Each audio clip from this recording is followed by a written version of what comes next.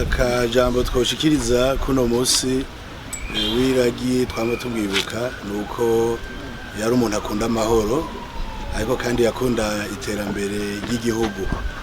Uno musi rero abarundi aho hari amahoro twosaba ko bokurikiza iragi ryo gukomeza ibikorwa cyane cyane biriko birakorwa mu makoperative kugira ngo Burundi buve mu bukene.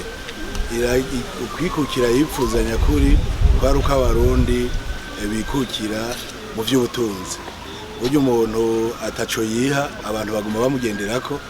Rero kugira dukomeze ukwikukira yazize bitugume dusabiriza kuko ibihugu bimaze gutera imbere byo biguma biducinyiza mu bundi buryo uko duha imfashanyo ziciye mu byo badusaba tubanza kwemera, ariko twitejeje imbere tukava mu bukene tugatera imbere mu by'indero. Ndizera neza ko ukwikukira umuganwa Rudoviko Rwagasore yipfuza tuzoba tugushitse ko bikwiye.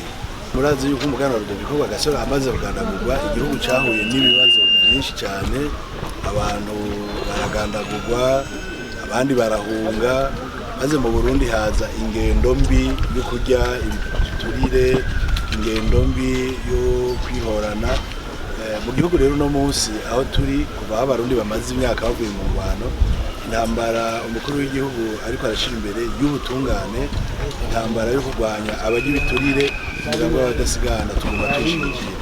Uno munsi twavuga ko ibiturire byavuye mu gihugu, ibiturire biracariho, ubutungane buracakenewe gukomezwa, ariko niyo ngendo iriho.